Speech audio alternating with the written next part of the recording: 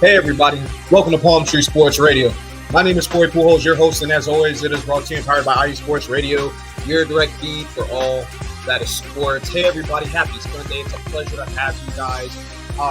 Listen, we all know down here in Tampa, we just experienced a second hurricane in 3 weeks. So we're going to talk about that a little bit at the start of the show. But don't worry, I won't talk the ear off about Mother Nature. We're going to get into what's going on sports-wise here in the Sunshine State. We will talk about the absolute dismantling, the evisceration, the destruction of the New Orleans Saints today at the hands of the Tampa Bay Buccaneers. I can't wait to bring that one to you. You can tell by the jersey I'm hyped about that one. We're going to talk about what's going on with the Jaguars in Miami. We're going to talk about why their season may be over for the Jaguars and for Miami. We'll talk about things that are kind of important to, the Dolphins at the moment, which is going to be Tua Tagovailoa, guys. Obviously, it's a burning thought process in South Florida, right? What's going to happen with Tua? What's going to happen with the future of this Miami team? This once fast and high-scoring Miami team. We'll get into that and so much more, guys. Got a little NCAA action to talk about. It's really only Gator football, guys. Both the Knowles and Miami were off yesterday. They didn't have any games to play, but we'll get you caught up on what to expect moving forward for those teams out of the ACC. And then, of course, what's going on with Florida and why Billy Napier is going to be unfortunately fired, most likely by the end of the season. We'll wrap things up with some MLS action. We'll talk about Inter Miami, the best team in soccer with the best player in Messi.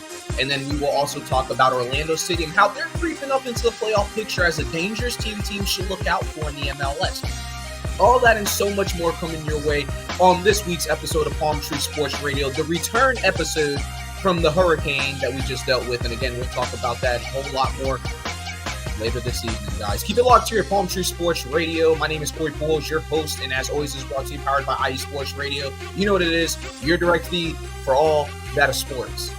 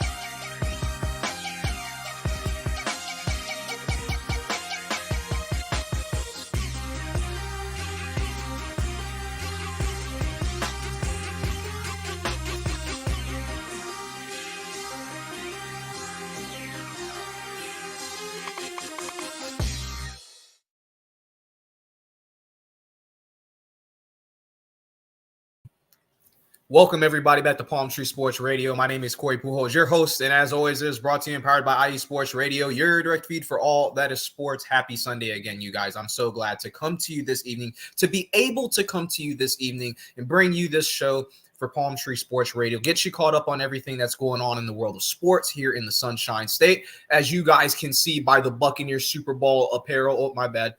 Wrong side. If you can't see, here it is. There you go. I got the camera all backwards on me. But we had a great day here in Tampa Bay as far as the Buccaneers is concerned. We're going to jump into that, of course. But we have to address the elephant in the room. Hurricane Milton did a number. For you guys who are not in the state, I'm going to give you guys an idea of what it was like. I've been born and raised here 30 years, so I can tell you pretty much everything, every part of the city, and everything that we experienced as a people and as a sport town, right? Because obviously we have a lot of love for our teams here in Tampa Bay. And so we're going to get into that and so much more. Again, like I said, after that, we're going to talk about why the Jaguar season is over, why Miami is in a bit of flux, and what they can do to get out of it. We will cover why the season for the Florida Gators is over and under what circumstance Billy Napier will be fired. If it's not sometime this week, it's going to be by the end of the season. This week was a surefire reason for that. We'll dibble-dabble in FSU and Miami. Both of them were off this week, but I'll give you some information on what to expect next week for their return to action for both teams. And then we'll jump into the MLS. We'll talk about the best team in soccer, and we'll talk about perhaps the most dangerous sleeper team in soccer in Orlando City, and of course Messi and the boys. So, obviously a lot to be excited for, but, I'd be remiss to let you know that this hurricane did a number on us. It truly did. That's the reason why I was unable to do a show last week, and I apologize for all those who, were looking forward to it. But guys, we're here now. We're going to get caught back up. But first things first, though, we have to give a huge shout out to our social media networks. Most importantly, where you can look to find and follow us at, guys. So for your social media plugs, if you are on X, Instagram, Facebook, TikTok, you're looking at the website, you're on YouTube, guys, you can find us at all of these at IE Sports Radio, guys. It's going to be the easiest way to try and find us from the social standpoint. I would say probably on X and Twitter or whatever it is that you want to call it. I mean, tweet, whatever. The point is, if you're looking for us, we are definitely super duper active on Twitter. We're super duper active on Instagram, Facebook, and TikTok. But, Twitter's a little bit easier. Direct line conversations, what I like to, use personally myself. So whatever works best for you guys, come find us at IE Sports Radio, guys. If you are looking for the podcast, like my show, Palm Tree Sports Radio, if you're looking for Big Cheese, if you're looking for Texas podcast, I just listened to Trevor, had a great show. Shout out Texas and those boys over there. Truly enjoyed the show. If you're looking for more shows like that, you can find us wherever you get your podcast. It doesn't matter if it's Apple Podcasts, Spreaker, iHeartRadio, Spotify, Google, Amazon Podcasts, Audible, and Pod Chaser, whatever it is that you get your podcast on, guys, you can find us there. It's always going to be at IE Sports Radio, and then you're going to search for your show after that. So if you're looking for mine, it'll be Palm Tree Sports Radio. If you're looking for, again, Big Cheese over the Packers, I'm watching a Packers live stream right now, and they're covering the Bengals and the Giants game. If you guys are looking for that, if you're looking for Texas, if you're looking for LA, if you're looking for North Cali, whatever it is, we got it locked in there for you guys. Go check out the podcast wherever you get your podcast from. Guys, if you are looking for the YouTube, it's at IE Sports Radio. So you get the theme here, IE Sports Radio. Search it on YouTube. It's going to be the hub for all the YouTube lives where you can find us at, as well as Twitter and Instagram, guys. And then if you are looking for the website, guys, this is the granddaddy.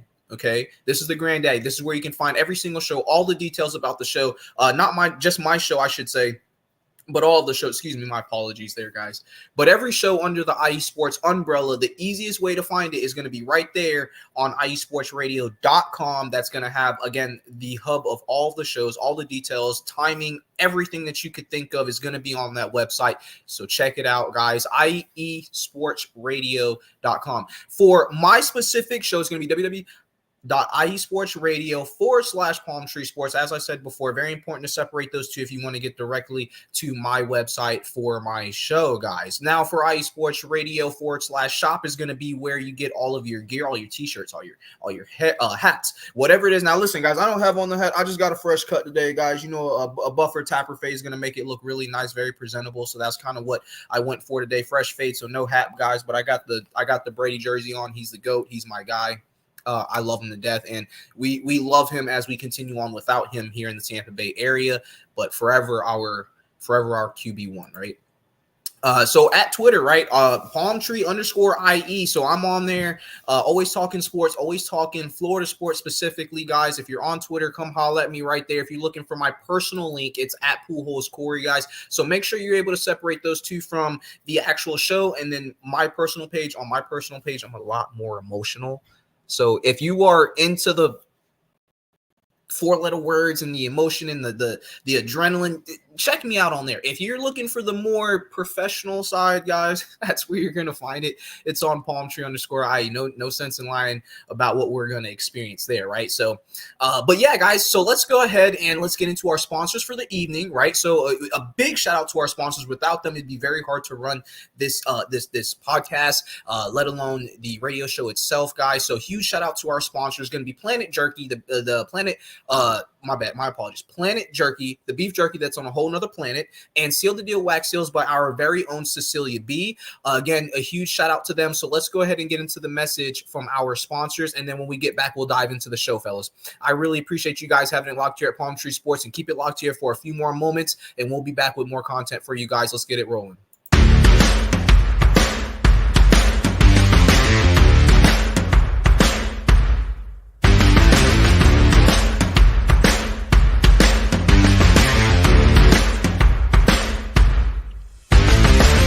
IE Sports Radio fans, this show is brought to you by Planet Jerky Premium Brisket Beef Jerky. Planet Jerky is the official jerky of the 2022 California League champion Lake Elsinore Storm, Single A affiliate of the San Diego Padres. This all brisket jerky has gluten-free options, contains no MSG, no sodium nitrate, is low in sugar, and high in protein. Go to their website at planetjerky.net and follow them on Instagram at Planet Jerky. Planet Jerky, the jerky that's on a whole other planet.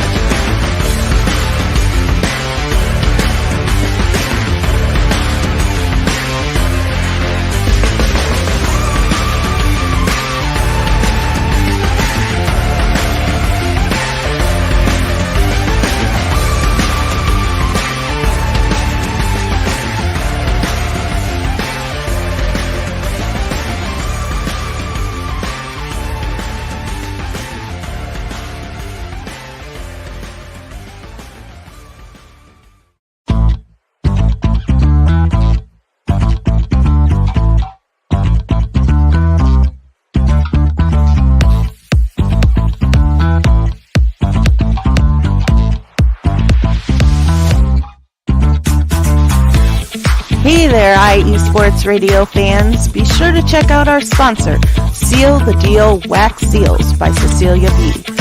You just finished your very own wedding or baby shower invitations and you're looking for that extra special touch? Maybe you just wrote a letter to a relative or a friend and you want to add to their smile when they receive it. Then seal the deal with Cecilia's handmade sealing wax stamps for your invitations, letters, and gifts. You bring the deal, we'll bring the seal. You can find them on Instagram at sealthedeal_wax stamps and on Facebook, Seal the Deal Wax Seals.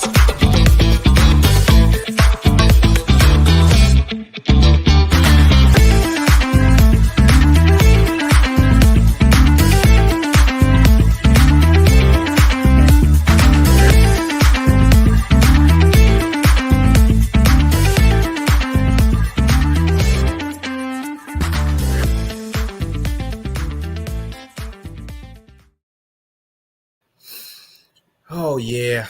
Welcome back to Palm Tree Sports Radio, you guys. My name is Corey Pujols, your host, and as always, this is brought to you and powered by IE Sports Radio, your direct feed for all that is sports, guys. Listen, I'm super excited to have you guys here. Got not a ton of topics, but a lot to talk about, if you know what I'm saying. So, guys, we're going to jump right on into that.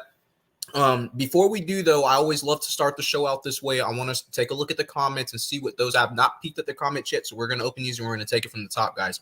So here we go. All right.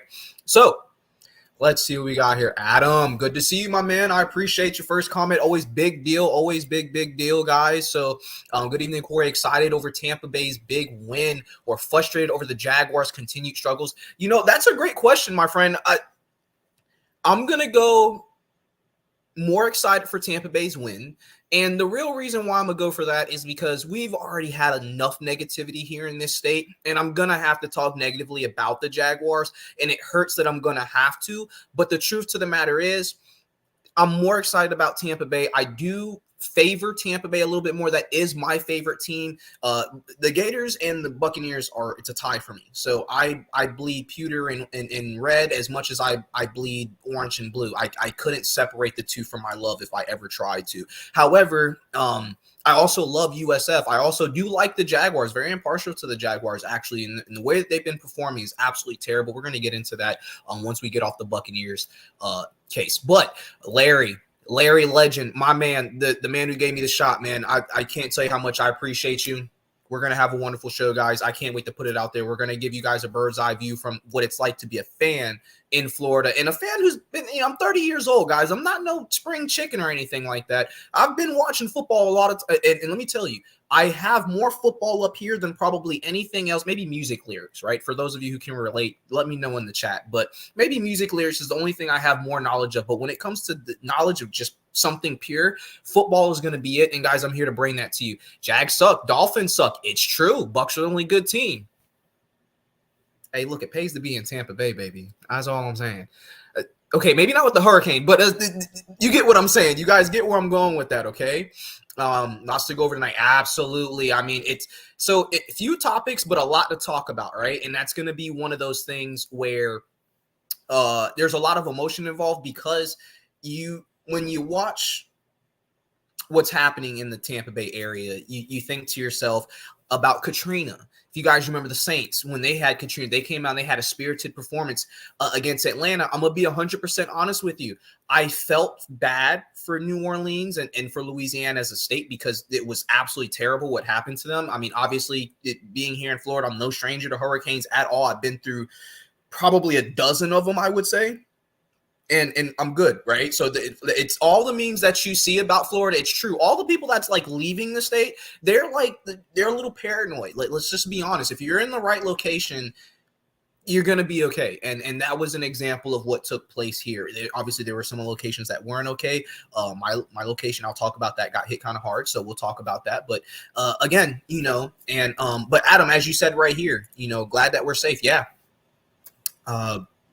It was a little scary. And when I say scary, I don't mean like, oh my God, like Scooby-Doo scary. It wasn't Scooby-Doo scary. It was like, oh, hurricane.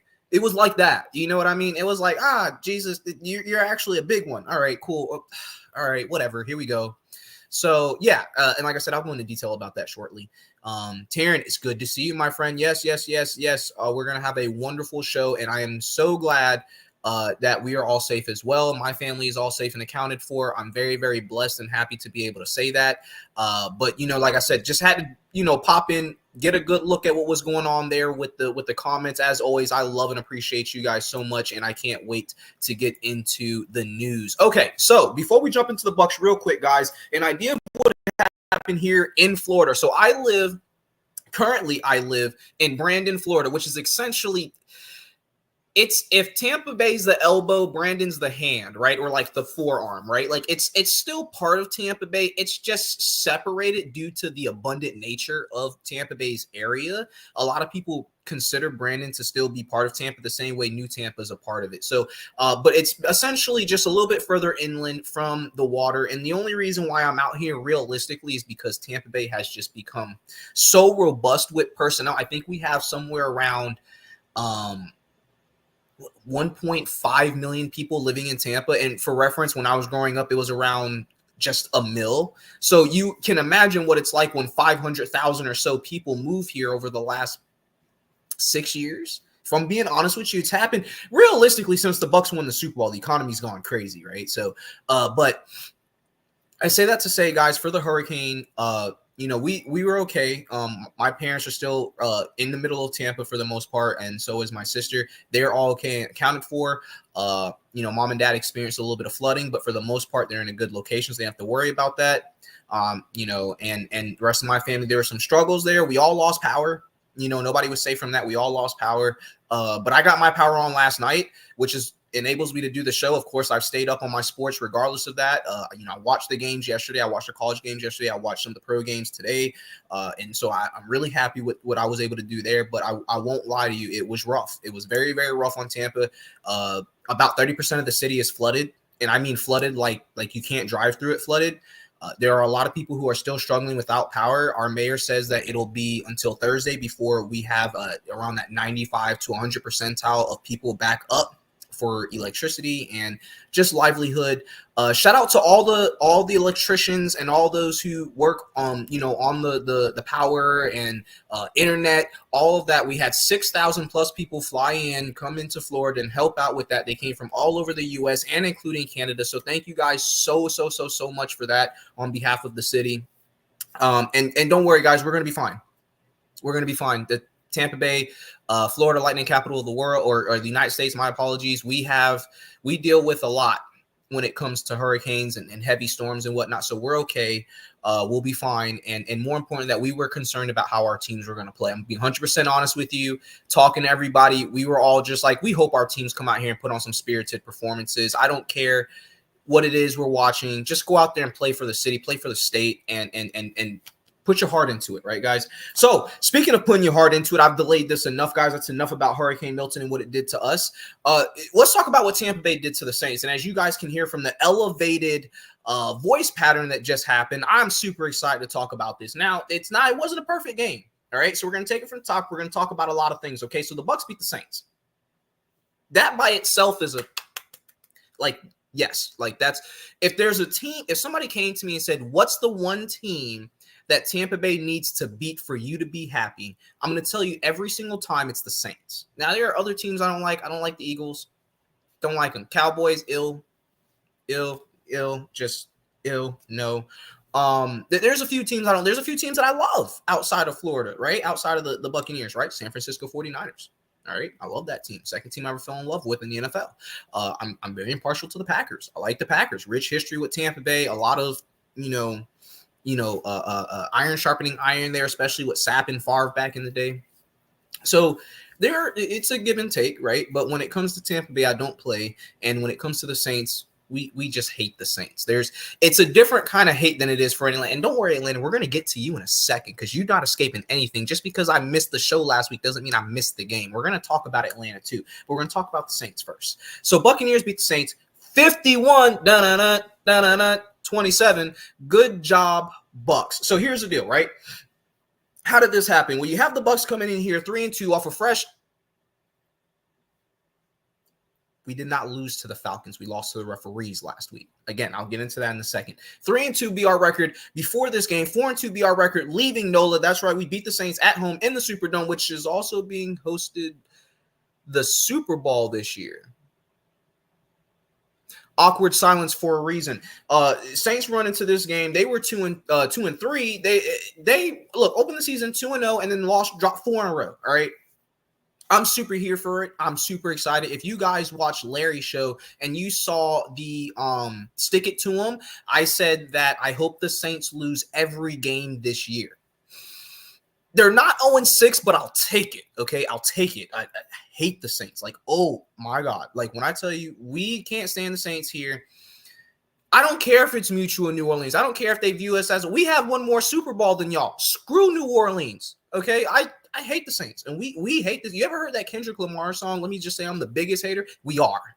And it's the one time we're going to admit that. I mean, the Eagles is a 50-50, but you get what I'm saying, right? So anyway, can't get that out enough. But now that I have gotten it out, let's talk about Baker. So Baker goes 24-36, 325 yards passing, 4 touchdowns, 3 interceptions. Okay, before y'all jump on Baker, because there's a lot of people who still don't trust Baker here in the South, and I don't blame y'all. Okay, understand this. I watched Baker when he was in college. He walked on for a reason. He was not highly recruited. People did not know he was going to be that good, but he is that one guy who did come out and said, no, I'm going to be that good. I'm going to be that guy. And he has been that guy recently. But to start his career in Cleveland, it was up and down. It was like the hills in South Carolina. For those of you who have been to South Carolina, you know what I'm talking about. A lot of hills, right? A lot of that. Baker with the Bucks is on a resurgence. I am beyond proud of him in the way that he's played for the most part. But we're going to have to omit the second quarter of this game. Now, by omit, there's an asterisk next to him, and I got to admit there's a lot going on here in this game. Greg Olsen and Arnon Anik, I think was his name, something like that, said that it was the most chaotic game that he called in 11, 12 years of calling football games. And the reason why I'm bringing that to your attention is because in the second quarter, the Saints scored 27 points. They amassed 3 interceptions on Baker Mayfield, but pause.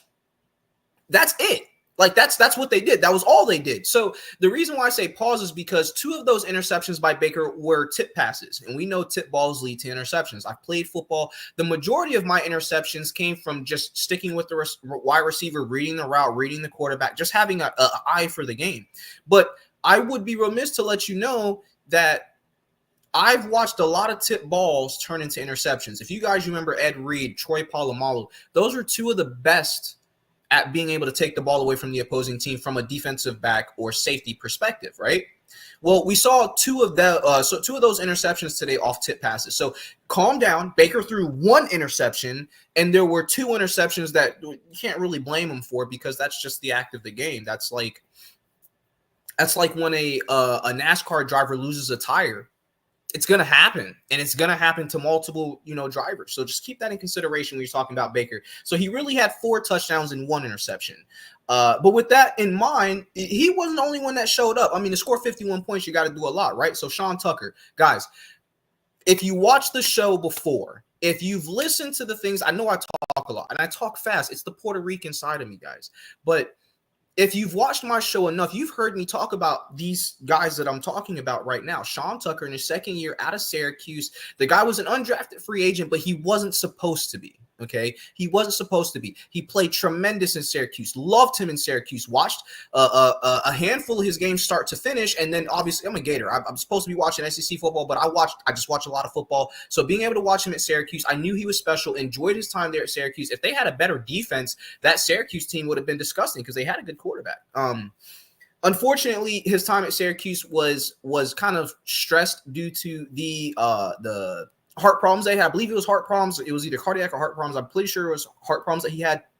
And so there were a lot of teams saying, hey, can he play football? Is he going to be healthy? Well, yes, the answer is yes to that. He's took care of his body over these last 2.5, 3 years. He's done such a phenomenal job at getting back to ball speed and his conditioning, the ability to take a hit and deliver a hit. Guys, if you watch the Bucs game, he looked like the best player on the field. I'm going to be 100% honest with you. Chris Godwin went off today, and he was great. But if we're talking about the guy who put in the work today, Sean Tucker goes, my bad, not 24. He goes 14 carries for 136 yards, 2 touchdowns, 1 rushing, and the other touchdown was a receiving touchdown off of 3 receptions and 56 yards, including that long break that he had for a touchdown there in the third quarter, late third quarter, early fourth quarter. I think it was late third quarter.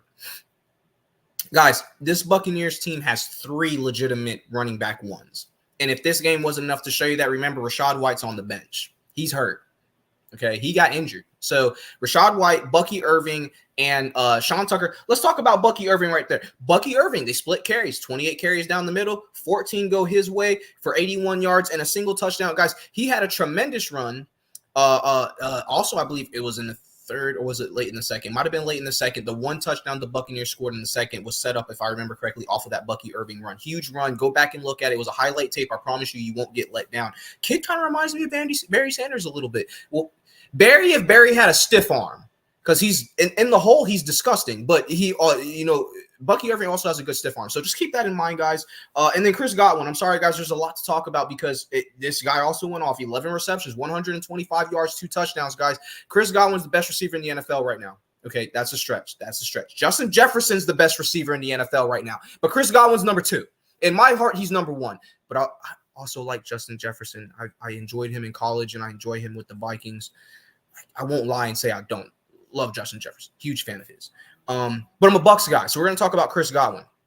He had 1 catch where he got pancaked between 2 Saints, but they're the Saints.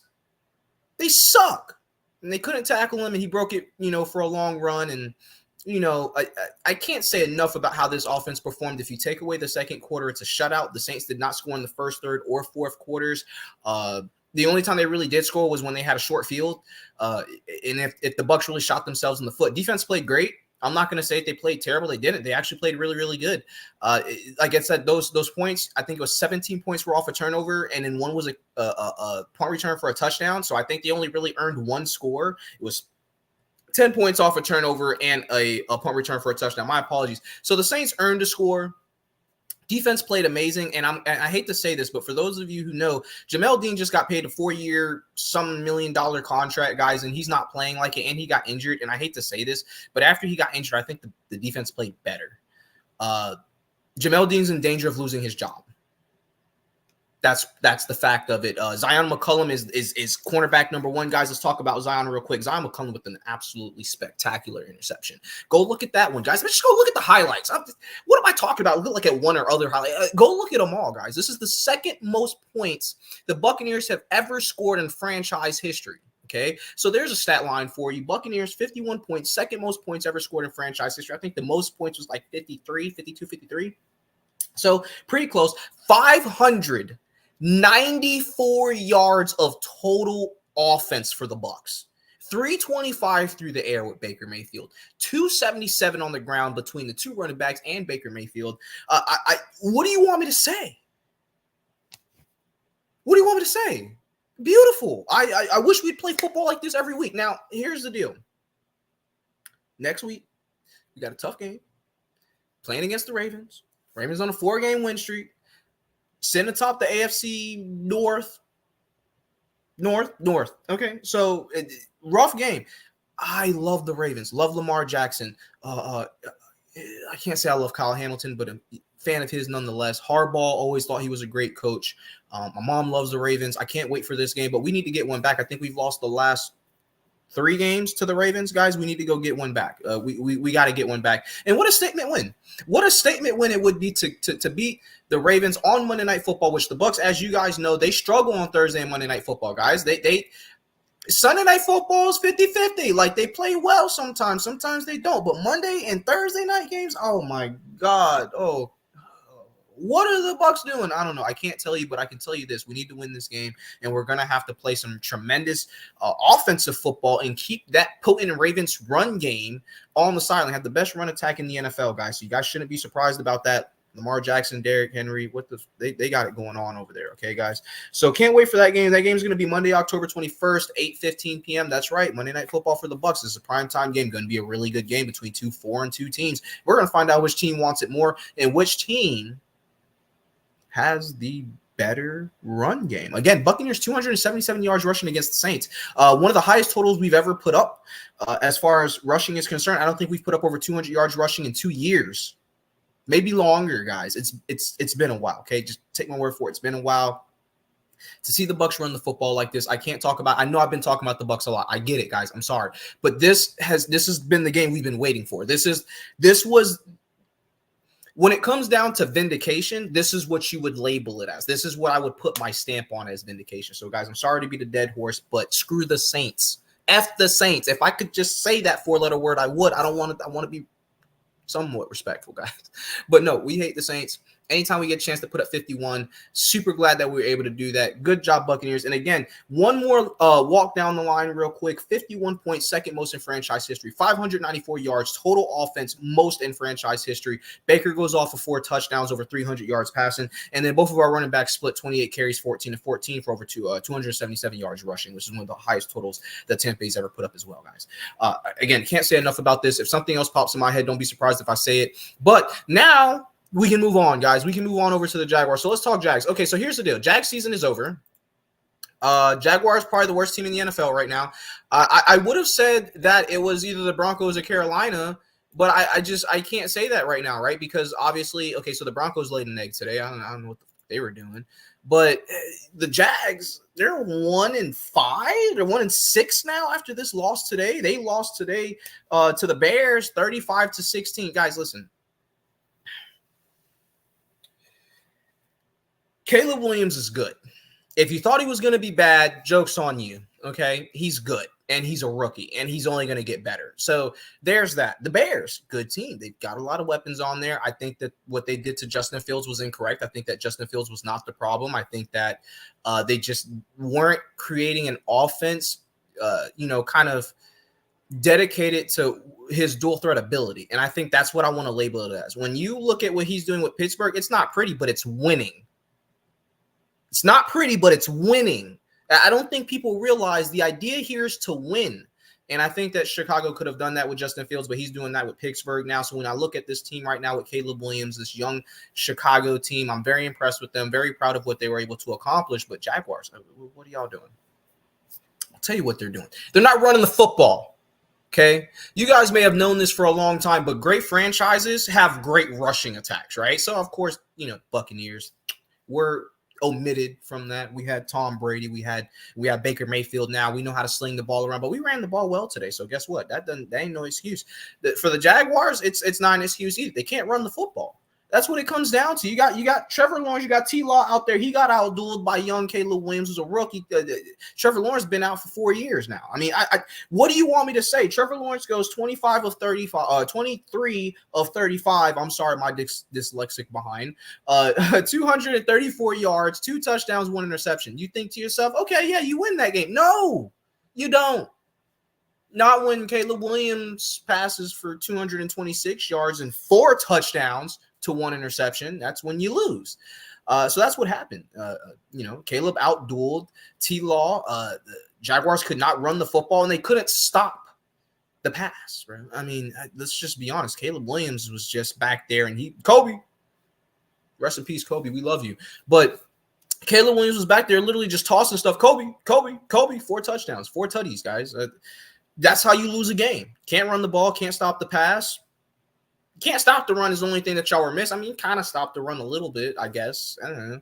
Ingram goes 10 catches for over 100. I think it was like 106 yards. I mean, he did something, but he's the best player they have on that offense at the moment. I mean, look, Jaguars suck. Said it in the comments before. Let me go find that comment real quick, guys. Here we go. See that right there? It's true. They do suck. They're ass. Okay, truly. There's not a whole lot more to say, guys. If you guys want to watch some ass football, okay, go check out the Jaguars' next game. This game gonna be against the Patriots. This is a battle of 2 ass teams. Excuse me, I'm gonna go use that word a few times. For those of you who didn't know, I'm trying not to use 4-letter words, but 3-letter words are not off. They're not. They're still available. But guys, listen. They asked the guy who's doing the live stream, they said, hey, are you going to live stream this game? He said, no. For what? That's like going mudding without mud. It's like going to the beach, no sand. Getting your drink, no ice. Like, okay. Like, no. No. So anyway, again, next game for the Jaguars against the Patriots. Both teams, Patriots are 1-5. Jags are 1-6. Made the better trash team win. I don't know. I don't know how to say that. That game's going to be Sunday, October 20th, 9:30 a.m. Guys, for the record, I'm going to say that one more time because I know you guys are thinking, oh, he's dyslexic. He just said a.m. He meant p.m. No. The game is actually Sunday, October 30th at 9:30 a.m.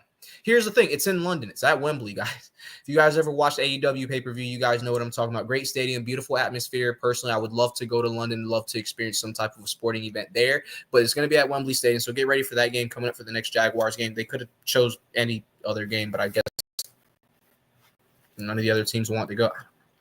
I don't want to talk about the Jags anymore. We can talk about the Fins, though. So here's the deal with the Fins, right? So you ask yourself, you say, okay, what do the Fins do now when they don't have Tua Tagovailoa? So I'm going to answer that question for you. You go out and you go get the backup behind perhaps the best quarterback in the league. And for all those Chiefs fans out there, guys, Patrick Mahomes is not the best quarterback in the league. The refs are the best quarterback in the league. Okay, the Zebras, they're the best quarterback in the league. Because if you're going to sit here and tell me that Patrick Mahomes has played as well as it, no, I can name 5 other quarterbacks that are playing better than him, starting with Baker Mayfield. And I said it. If you got a problem with that, go touch grass, go argue with a wall, go watch paint dry, etc. He's not playing like he's played 2 years ago, 3 years ago. I mean, hell, even last year. So I'm not going to call him the best quarterback in the league. I'm not, and he's not. And I love Patrick, by the way. I actually like Patrick, but he's not the best quarterback in the league right now. Tua Tagovailoa, before he got injured, was on fire. Okay, and he was on fire last year. He's on fire again this year. But these low contact concussions coming in, there was a lot of speculation. I reported a couple of weeks back when I did the show that he said that he would continue to play. I said I disagree with that decision. You've got your whole life in front of you. You're still in your early 20s. Why? And I get it. You love the game of football, but you got to love life too. I mean, even though it's hard to believe that there's more to sports than just more to life than just sports, I can't really articulate that right now. So for the Fins, his old ball coach, Nick Saban, confirmed that he will be playing football again. It will be sometime later. It's going to be week 7 or later, which is next week. So I don't think it's going to be this coming week. I think it'll be the following week that he'll return to action. We'll see what happens. Mark my words, if he gets another concussion, he won't play the rest of the year. Okay. That's what it is, guys. The Fins' next game is going to be against the Colts. That's going to be Sunday, October 20th at 1 p.m., guys. If you guys want to check that game out, it's going to be 2-3 team versus 3-3 team.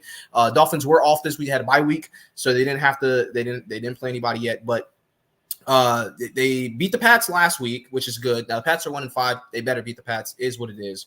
But they beat the Pats last week, 15-10. Nothing to write home about. They did just enough to come away with the W. Again, the Patriots are one of the bottom 3 teams in the league. I don't know how much that really means, but it's a W, and it's against a division foe, so you're going to have to win that game anyway. No way around it. So, good job, Fins, for winning that game. I hope you guys are prepared to play. The Colts are going to come, whether they're hurt or not. They're going to play a good team. They got decent defense. I just don't see Miami running away with this game, so I'm going to say Colts win this game probably comfortably too. And I hate to use the word comfortably in this situation, but I just think the Colts have better pieces. They have a better defense. and they're not injury riddled. They are a little injury riddled, but they can fight through it. And they were injury riddled last year, and they still performed relatively well. So that's something else to take in consideration, guys. But listen, I rambled on for a while about sports, but there was so much to talk about for the NFL, guys. So we're going to get into our first break of the evening, and then when we get back, we're going to talk about what happened in college football. We'll wrap things up with the MLS, and then I'll get you guys on your way with some food for thought for the oncoming show. Thank you guys so much for having it locked here, this lengthy discussion about the NFL, and keep it locked here for more information headed your way after this break. But again, my name is Corey Pujols, your host, and as always, is brought to you and powered by IE Sports Radio, your direct feed for all that is sports, guys. Like I said, keep it locked here. We'll be back in a few moments, but here it is, first break of the evening.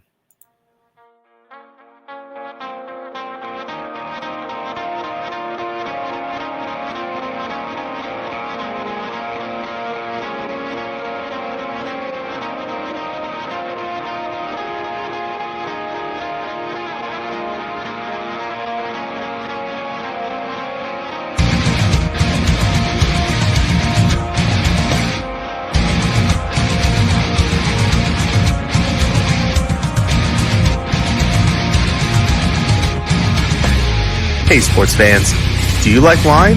Well, we've got the show for you. This is Let's Wine About Sports, a show where we talk about wine and sports simultaneously. From the classic Cabernet Sauvignon all the way down to the grapes that you've never even heard of before. Oh yeah, we cover it all. And we'll talk about a little bit of sports as well. Football, hockey, collegiate, women's sports, it doesn't matter. We're going to talk about it all, and we're going to whine about it all. So join me Monday at 8 p.m. on IU Sports Radio, your direct feed for all that is sports.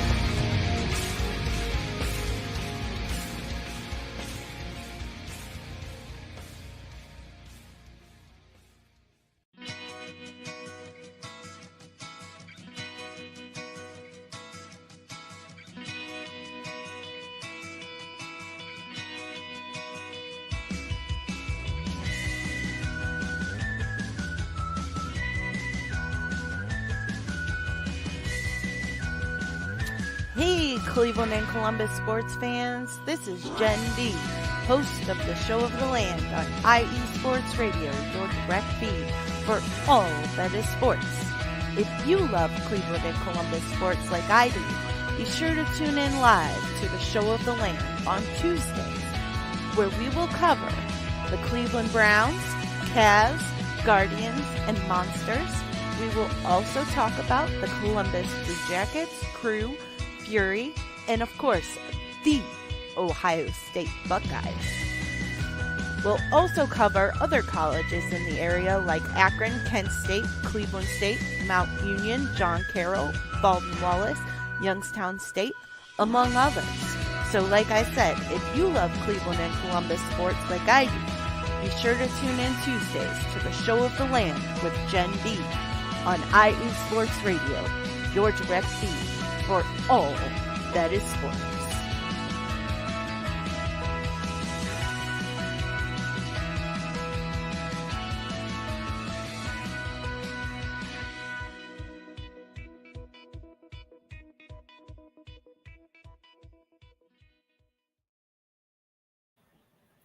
And just like that, we're right back, guys. Back to Palm Tree Sports Radio, and your host, Corey Pujols here. And as always, is brought to you and powered by IE Sports Radio, your direct feed for all that is sports. Shout out Jen B and the rest of the crew, guys. She does a phenomenal job on the shows. Let me tell you, I take a lot of inspiration from knowing that I'm not the only one here, and that there are a ton of others in other parts of the United States that are here bringing the very same content that I am, just in a different way for a different franchise. So if you're ever looking, guys, if you like that, go check out the rest of these shows. Especially what I like to do is I like to listen to some of the shows of our rivals. I like to know what's in their head and whatnot. So, you know, it also kind of helps build the anticipation to know what to talk about and how to approach the situation, guys. But speaking of how to approach a situation, there's a current situation that the University of Florida is trying to figure out how to handle. how to get rid of Billy Napier without losing DJ Lagway. So for those of you who do not know the setting of which I am talking about, DJ Lagway is number 1 overall recruit or number 1 quarterback recruit from last year's recruiting class in high school. He was down in Willis, Texas, I think it was. I think it was Willis. I think it was. And the kid was just absolutely phenomenal. I can't say enough about DJ Lagway. I actually got to watch, I think it was 3 of his high school games. One of them, he played against the other top quarterback prospect and outdueled him in that game. And so I have to admit, the future for the University of Florida is bright, but only if he stays. Billy Napier, I'm going to read a stat for you guys, okay? If you guys are into sports like I am, this stat is going to freak you out, okay? Florida Gators has been in the college for over 100 years, and it's been a relatively staple football franchise, or football college, I should say, since about the 1940s, okay? Or late 1940s, about 1946, 49, somewhere around there, okay? Billy Napier's 45.16 win percentage ratio as the head ball coach of the Florida Gators over the past 2.5, now 3 seasons, is the lowest win percentage by any Florida coach ever.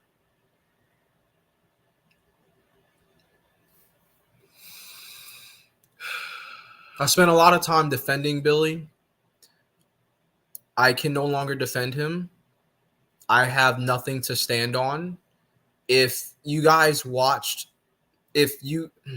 I'm pretty sure you guys didn't watch, but if you guys had watched what we watched yesterday, you would fire your head coach today. You wouldn't wait till Monday. After the game, he would have been relieved of duties. The Gators lost to Tennessee 23-17. By the end of the first half alone, the Gators should have had at least 24 points scored at halftime. 24 points is more than 23 points. Even if they get shut out the entire second half, they still win the game. I don't care that Tennessee's ranked 8th. I don't give a flying Superman, as Eminem once said. I don't care. It's Tennessee versus Florida. Age-old rivalry, been going on for half a millennia, okay? They're 5-1 on the season. I don't care. I don't care. Gators start the game with the turnover. Tennessee turns the ball over. The Gators having a great field position, right? They kick a field goal. What? You guys remember when the Joker rolled his eyes? What? They get the ball back 2 times, have great field position, move the ball down the field, right? Get within 10 yards of scoring, right? They get inside the 10-yard line. And on 3 straight back-to-back drives, they score no points. Now, one of my best friends, Demetrius, love you, bro. I'm glad you're back here in the state, in the city. Said that it should be 28-zip. I was trying to be modest and say 24-zip. Guys, when you have a chance to be 24-zip on a number 8 ranked team in the country and you're not, you're the problem. You're the problem. More specifically, your coaching is the problem. On 4th and 1, he goes jet sweep to Eugene Wilson for what? You've got a 230-pound DJ Lagway under center. If you don't run that big tree trunk of a man through that A gap and have his running backs just push him, I mean, why are we overthinking basic football? It's 4th and inches. That play call for me is what calls for his firing. I've defended Billy long enough, but that single play call right there at 4th and inches, and nothing. They lost a yard on the play. Eugene Wilson gets tackled behind the line for TFL.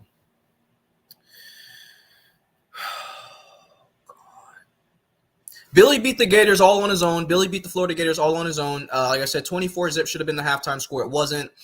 Tennessee did a great job rallying in the second half. I can't look at Tennessee. I can't look at the refs. I can't say that they were the problem like I can for the Atlanta game and for the better parts of the Saints game for the Buccaneers. When I look at this team, the Florida Gators are dead. They're done. Their season is over. They will most likely not become bowl eligible. They have to play Georgia, Texas, LSU, and Ole Miss coming the next few weeks, guys. They get a bye week somewhere in there, but what does it matter? They can't play football, guys. They can't do anything. Graham Mertz went down with the lower leg injury. His season's over. He was on crutches and street clothes shortly after halftime. Montrell Johnson also likely injured, like a lower knee injury, upper leg, lower knee injury. Not exactly sure what to make of it, but his season may also be done. In all honesty, at this point, it might be for the best at this point. And it's all, in all honesty, it's because of Billy that I'm saying this. His play calling has been terrible. Oh my God, I'm so emotional right now. I'm trying to keep it all together, guys, as you can see. But Billy Napier's play calling has been, it's been horrific. He got away with it with Anthony AR-15 because we see AR now. He's a starting caliber quarterback. He starts for the Indianapolis Colts, and when he's healthy, he's something special. Okay,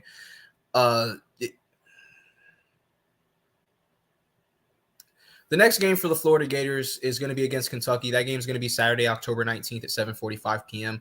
They made it a 7:45 game just because it's Florida, Kentucky, not because it's going to be a good game. I fully suspect Kentucky to completely eviscerate the Florida Gators after a heartbreaking loss against Tennessee. The way that it was, the Gators have had a hard time maintaining confidence and being mature, after their losses, and just with knowing that that's the case for this franchise right now, for this team.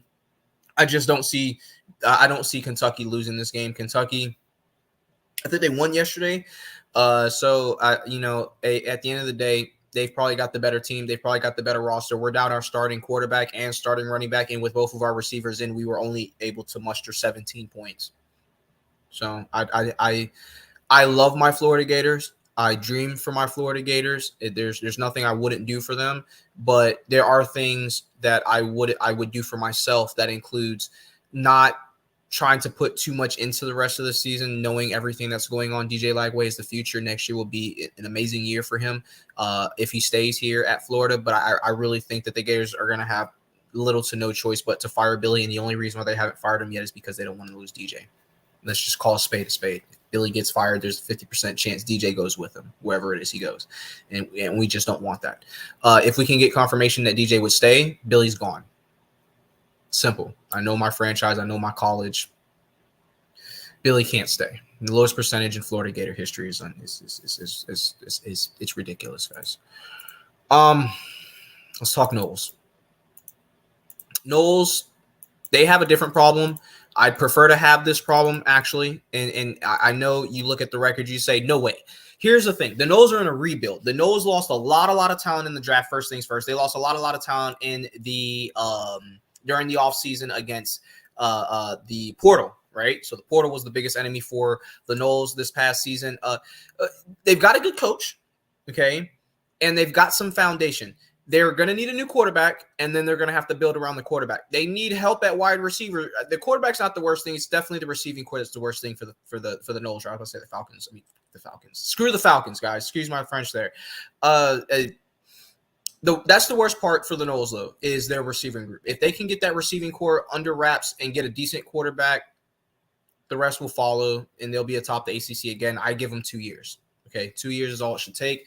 But obviously they had to struggle again. They had to truly struggle, I think, after having the season they had last year with Jordan Travis getting injured, yada, yada, yada. I think they had to truly struggle to realize that they're in a rebuild. And I think they're going to be players in the portal come this offseason that are going to see Florida State and say, hey, listen, the ACC is not that competitive. I mean, it is competitive, but it's competitive to who? The ACC. It's not competitive to the SEC right now. It's not like listen, Miami's the best team in the ACC. Do you expect Miami to go play a Georgia or a Oregon or a Texas and just win. No, I expect them to put up a great fight. I expect it to be maybe a touchdown, 10-point ball game. But no, you're not looking at me dead in my face and saying that Miami's going to go in and beat Texas or go in and beat Georgia. I'm not buying. I wouldn't sell it to you, and I wouldn't buy it if it was on sale. Real quick, let's take a peek over at the chat real quick, guys. I don't wanna, hey, Dad, so you did make it in. Hey, Dad, it's good to see you. Good to hear you, man. Of course, the usual suspects into the mix now that you're here, Dad. So always glad, and so if you have any things that I miss, go ahead and throw that in the chat, guys. Pay attention. That's where I get all my sports smarts from. Is my father's man knows more about it than I do, and I know a lot. So let me tell you, he has a lot of experience to draw upon. But yeah, I agree with you, Dad. I agree. Gators definitely should have won that game. Better coach Saban. I look. Ooh, if the Gators got Nick Saban with DJ Lagway, oh my God. Now that would be phenomenal. That would be amazing. I'd love to see Nick Saban coach DJ Lagway. I mean, it's possible. I don't know if he wants to come out of retirement, though. I just don't know. Do we have to talk Knowles, Dad? Hey, listen. Not really. What are we really saying? They suck. They're in a rebuild. They've got a decent head coach, but that's pretty much all they've got. The defense is much closer to being finished than the offense is, and realistically, they're about 2 years away from being decent. I think they're going to need to land some big players in the transfer portal, and of course, they're going to have to recruit their tails off this offseason. And if they can do that, they'll be back atop the ACC. But I just don't see them being better than Miami, and I don't see them being better than Clemson. Hell, I don't even see. Well, obviously, SMU tore them up. The Mustangs did. So there you go. I mean, they're just in a dark place right now. If we did talk Knowles, it would be just that, saying what's real, saying what they can do. But let me tell you right now, Ugalele, well, however you say, I'm never going to be able to say his name right. I hear it, but I see it, and then it just drives me crazy. He's not a good quarterback, guys, and the receiving core is even worse. So. Yeah, I mean, that's the extent that we can really talk Knowles, but there is another team that we can talk about. Another team that's actually playing football very, very well at this time in college, and that would be the Canes, the Miami Hurricanes. Guys, this team right now is best team in Florida. USF laid a goose egg. Okay, they didn't lay a goose egg. They scored 3 points, so it was like what's not a goose egg? Chicken egg. They laid a frog egg. How about that one? A frog egg. You know them they turn the tadpoles and whatnot. They're real tiny, and then they start swimming down, bloop, bloop, bloop, all that good stuff. Yeah, that's what they did. That's what USF did. So I mean, see you next year, pimpin'. Their season's over. They're shot. They're not playing well at all. If you're only going to score 3 points, you might as well not even show up. That's my opinion. I said the same thing about the Bucks when they scored 3 against the Saints. I'm going to say the same thing about USF. And they play at Raymond James Stadium, so they making us look bad. The Canes, on the other hand, they're 6-0. They're ranked 6th in the country. Best team in the ACC. Can't wait for them to play Clemson. Next game is going to be against Louisville. They had a bye week, guys, for the record, in case you didn't know, just like the Noles. The Gators are the only team that played. But they had a bye week. Their next game is going to be against Louisville. Going to be a tough Louisville team. They're 4-2. I don't think they're going to win. I think Miami walks away with this game, rocking the baby to sleep, in all honesty. But it 4-2 be the record of Louisville. They're a decent enough team. They've got good pieces in good places. At the end of the day, if they're going to have a chance to beat Miami, they're going to have to start fast, and they're going to have to really get after Cam Ward. Cam Ward looking like a Heisman Trophy candidate right now. Kid's playing tremendous football. If there weren't other guys in front of him like Dylan Gabriel and Travis Hunter, those two guys I think would probably get it before him. They're just playing so much better. But realistically speaking, Cam Ward, man, he's playing great football. He's got Miami looking better than they have in the last 20 years. And I can't wait to see what happens with this Louisville game. My prediction is that Miami wins this game I can't say it's going to be a shootout. Miami's defense is pretty good. So I say 38-23. 38-20. I think that special teams helps out Louisville a little bit. Miami has struggled there at times, but realistically, Miami has the better quarterback. They have the better offense. They have the better defense. Miami's going to win that game. And again, best team in the ACC, I think so. Clemson is there. They're a 1-loss, 5-1 team. They're playing tremendous. They're ranked 10 in the country. Dabo Swinney has that squad rearing. I'm a huge Dabo Swinney fan. He's really bounced back from all the talk of him being a wash coach and not having it anymore. So I'm very proud of him for that. But realistically speaking, this Canes team is just dangerous, and it's the best that they've looked in 20 years. It is what it is. Good job, Cam Ward, with those boys, and good luck to you guys next week against Louisville, although I don't think you're going to need the luck. And do it for the city, yeah? Do it for the city, guys. Back to the chat. Did Miami crack the top 5 this week on the AP poll? They did not, Dad. They are ranked 6 right now. And, of course, they did not because guess who stayed in the top 5? That would be one Ohio State. Buckeyes. I hate Ohio State. Oh, my God. I can't stand them. What is a Buckeye? Every time I get on here and I talk crap about Ohio State, I'm going to say that. What's a Buckeye? What's a Buckeye? What is some retarded reference for? Excuse me, I dropped the R word. Is it some stupid reference to an animal that has one of those eyes that sparkle in the daylight or something? Is that a Buckeye? Like, what is a Buckeye? It's a terrible name for a college. The best damn band in the land. Nobody cares. It's not the best damn band in the land. It's just the best band of a D1 college. When you talk about best band, go to the South. All right, they got some good bands. You know what I'm saying? Florida A&M University, you got Atlanta, you got that one out there in Texas. They got a really good band. So there's a lot of bands out there. I don't think Ohio State's really that good. I don't like Ohio State. Screw Ohio State. I'm glad Oregon won. I like Oregon, so good job, Oregon. Quack attack in the house. Dylan Gabriel playing, like I said, Heisman Trophy football. Let's see. Bucks beat Casey on a rainy downpour day in 1979. For their first division title. Yeah. Good things are going to happen from time to time, right? So this is an example of that. And but yeah, that was a hell of a game. That was the first time the Bucks ever went to the playoffs, actually. And then Aaron, I see you, my man, Travis Hunter. Yo, kid is Jesus Christ. Kid looks good. I don't know if he's NFL ready, but he looks good. Okay, he looks great. Super proud of him. It's a tree nut. That's what it is. I don't like Ohio State, so I was never going to Google it. Like, I was just going to come up with something to just describe it as, because I don't like them. I'm not going to Google anything about it. I want my Google sending me Ohio State stuff. I'm going to start throwing my phone and whatnot, right? You guys know how it is. You got that one team. For me in college football, it's Ohio State. You would think it's FSU or Georgia, but those are just our biggest rivals. LSU, Alabama, some other big rivals that we have, but those are just healthy rivalries over the best conference in football from the last 40 years. I got a lot of respect for those teams. Ohio State, I have zero respect for. They've produced a handful of players that I like. That's it. The whole just throw the university away. Just convert it to like a where do those people go? The kids go that have no parents. Go convert it to an orphanage. Like, do something productive with it. Because anyway, true feelings there on the stage about that team. But Miami, like I said, best team in the ACC. They should probably be in the top 5. I'm gonna be honest with you. They should be in the top 5. I think that I know they lost to Oregon, but it doesn't matter if they lost. They're a 1-loss team, and I think that Miami being undefeated in the ACC, being the only undefeated in the ACC, in fact, warrants them being a top 5 team, and I think that they have earned that right, especially with the way they've played this year. So I'm not going to say the Gators are a good football team, but it started with the Gators, and they just continue rolling since, and they've played well. So Miami, congratulations. I think you guys should be in the top 5. It's just my personal opinion there for that matter.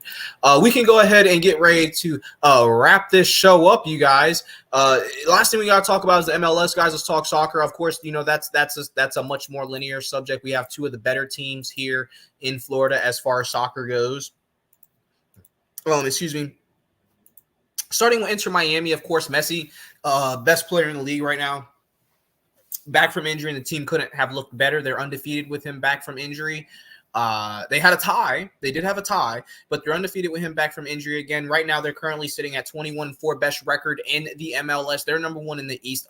They also have the most points in the East, with the closest team behind them at 64 points. Miami's rocking 71 points. Got the number 1 seed headed into the postseason. And by all accounts, this team should be taking home a trophy by the end of this season. Like I said, best team in soccer. Messi, best player. He's come back. He never left. The guy's been scoring goals left and right. I think this 1-0 victory that they had over Toronto is the first time he didn't score a goal since he's been back, actually.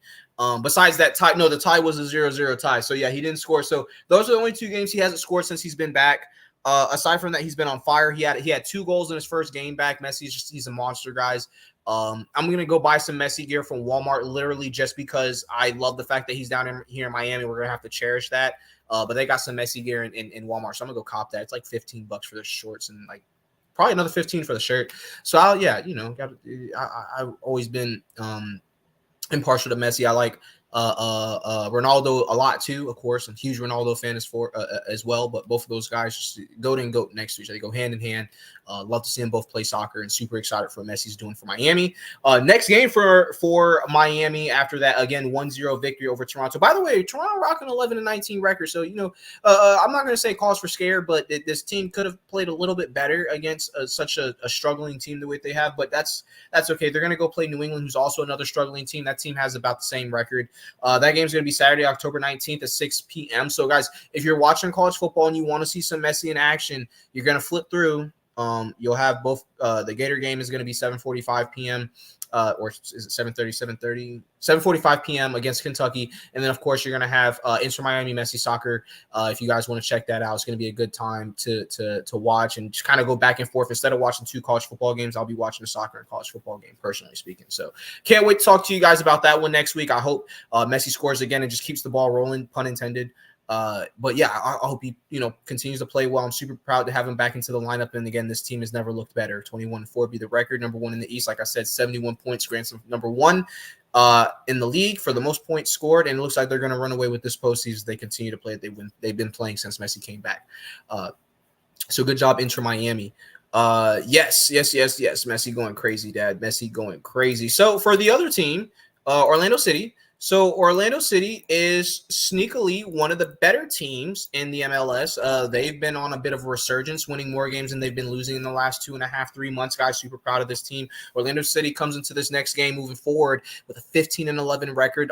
4 games over 500 is the most that they've been all season, if I'm not mistaken. Super glad for that. They just beat Cincinnati, guys. Cincinnati's number 3 team in the East right now, top 5 team in the league at the moment. So they were able to defeat them. The score of that game was 3-1. Super excited there for Orlando City. Of course, we have 2 soccer teams in Florida, so a lot of love to be spread to both of these teams. Like I said, super proud with the victory over Cincinnati. Cincinnati with a 17-11 record, so it just goes to show that these 2 teams are a lot closer than the record suggests. And of course, if they played 10 times, it'd probably go down the middle 5-5. So super proud, super excited for Orlando City. Keep on going, guys. Probably the most dangerous team in the East right now. As far as a surging team goes, probably the most dangerous team right now in the MLS. Like I said, I think they've won 4 in a row, or they're 3-1 over the last 4. And just tremendous soccer they're playing, team soccer. Of course, they don't really have a Messi over there on their team, but they have tremendous defense, and that's what's really been helping them win their games. When you look at a lot of the separation that they've created, these 1-2 point separations in these soccer games has been massive. So great defense by Orlando City. If they continue to ride this defense, they'll eventually run into Miami. We'll have an in Florida Sunshine State showdown, which would be absolutely phenomenal. Love to see these 2 teams play at either stadium. Was it Chase Stadium for Miami? I can't remember what Orlando Stadium was called, but yeah. Super excited for both these teams. Super proud to be just covering them and watching what they're able to do. But like I said, Orlando City playing tremendous defense, and of course the return of Messi for Inter Miami has kept them on fire. But guys, that's what I got going on for you today. For this show, guys. I really enjoyed having you guys here.